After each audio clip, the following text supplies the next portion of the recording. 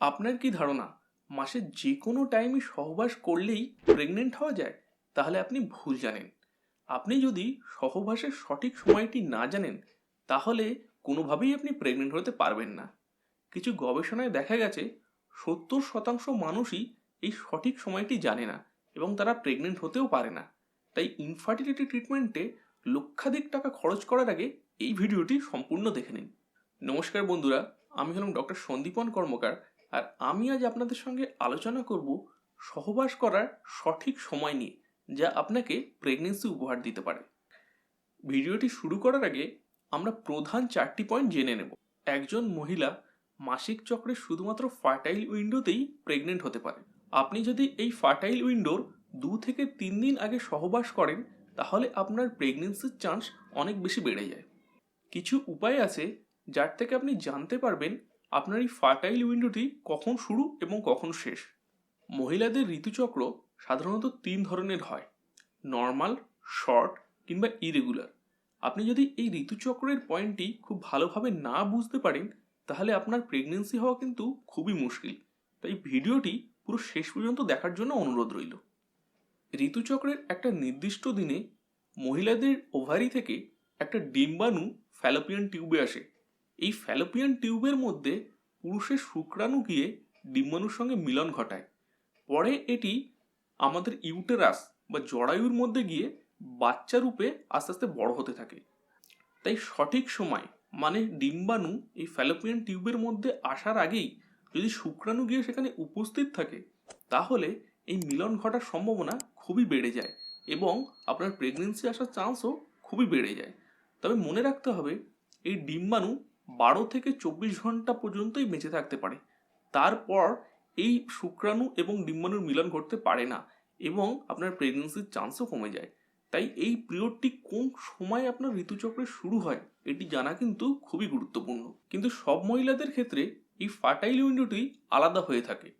সাধারণত ঋতুচক্রের দৈর্ঘ্য অনুযায়ী আমরা এটিকে 3টি ভাগে ভাগ করতে পারি: নর্মাল, যেখানে ঋতুচক্র শেষ হয় 28 থেকে 30 দিনের মধ্যে; শর্ট, যেখানে 21 থেকে 24 দিনের মধ্যেই ঋতুচক্র শেষ হয়ে যেতে পারে; এবং ইরেগুলার, যেখানে 21 থেকে 32 দিন, এই টাইমের মধ্যে যে কোনো সময় আপনার ঋতুচক্র চলে। এই 3 ধরনের মহিলার ক্ষেত্রেই তাদের ফার্টাইল পিরিয়ড কিন্তু আলাদা আলাদা হবে। তাই চলুন আমরা একে একে পুরো ডিটেলসে আলোচনা করি। মনে রাখবেন, পুরুষের শুক্রাণু মহিলাদের গর্ভে প্রায় 5 দিন পর্যন্ত বাঁচতে পারে। তাই আপনি আপনার এই ফার্টাইল উইন্ডো শুরু হওয়ার 3 দিন আগে থেকে যদি সহবাস শুরু করেন, তাহলে আপনার প্রেগনেন্সির চান্স অনেক বেশি বেড়ে যায়। যদি আপনার সাইকেল নর্মাল হয়, তাহলে আপনার ক্ষেত্রে এই ফার্টাইল উইন্ডোটি হলো 11তম দিন থেকে 21তম দিন পর্যন্ত।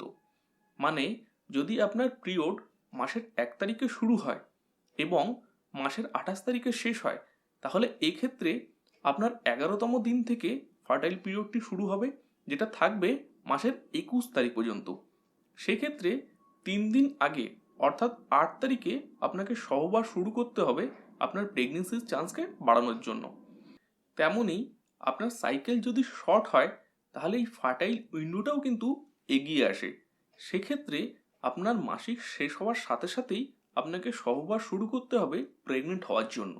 ধরলাম আপনার মাসের 1 তারিখে মাসিক শুরু হয়েছে এবং 4 কিংবা 5 তারিখে আপনার মাসিক শেষ হয়েছে, তাহলে যেদিন আপনার ব্লিডিং শেষ হবে তার পরদিন থেকেই কিন্তু সহবাস শুরু করতে হবে। এতে আপনার প্রেগনেন্সির চান্স অনেক বেশি বেড়ে যাবে। এবার আমরা জেনে নেব, আপনার সাইকেল যদি ইরেগুলার হয় তাহলে আপনি কি করবেন। এক্ষেত্রে আপনাকে 6 মাসের একটা রেকর্ড করতে হবে। আপনি কোনো ডায়েরি কিংবা ক্যালেন্ডারে এই হিসাবটি রাখতে পারেন। কবে পিরিয়ড শুরু হয়েছে এবং কবে পিরিয়ড শেষ হচ্ছে, এইটা আপনাকে হিসাব করে রাখতে হবে। 6 মাস পরে দেখা যাবে আপনার কিছু পিরিয়ডের সাইকেল একটু লম্বা ছিল এবং কিছু পিরিয়ডের সাইকেল হয়তো একটু ছোট ছিল। ধরলাম কোনো এক মাসে আপনার এই সাইকেলটি মাত্র 25 দিনের ছিল।